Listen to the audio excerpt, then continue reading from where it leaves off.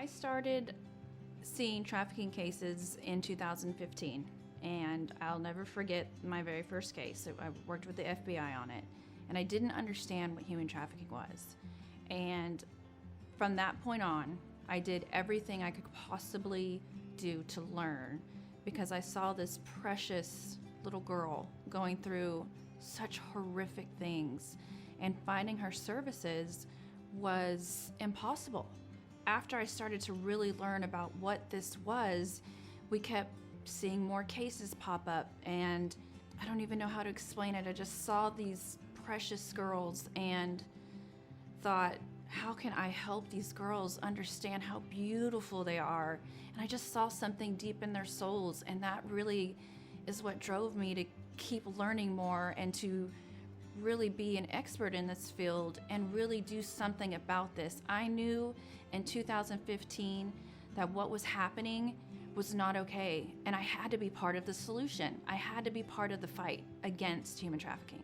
So usually if I have any questions about anything related to foster care or CPS and anything that involves any kind of trafficking, I take back to Marcy and I'm like, hi Guru, what am I missing here? Or what are we not seeing? Or what's really happening? Or what can we do? And that's kind of how this all started. Is I spent years watching her in a green room with a laptop or stepping out to take a call from not just her superiors, but she's taking calls from these kids personally. And a lot of the kids that come into the trafficking scene, they're coming out of foster care. Well, the reason that they're so vulnerable is there's no one out there advocating for them. There's no one looking for them. There's no one 24 hours in saying, this kid's missing and we need to find them.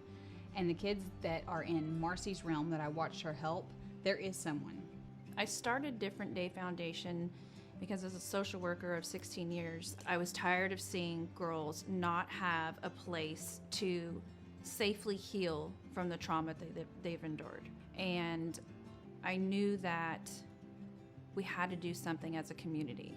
I think one of the biggest ways that God communicated to me that this is what we need to be doing was through a conversation with my daughter. So we homeschool and we go through virtues, and the virtue that we were working on at the time was courage. And our icon for courage that we were studying was Harriet Tubman.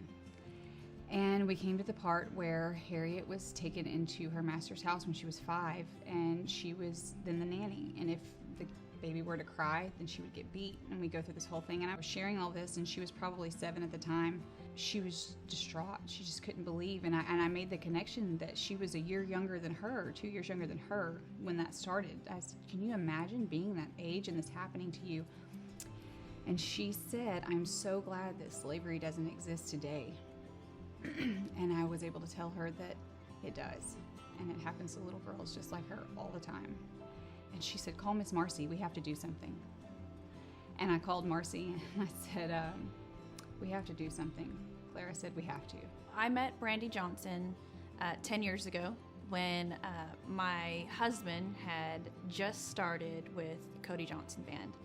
And it has been a whirlwind since. As, Jody and the band, they became a little bit bigger and, playing all these venues, like my work always came with me. I always had my computer. I was always sitting down, typing away or on my phone.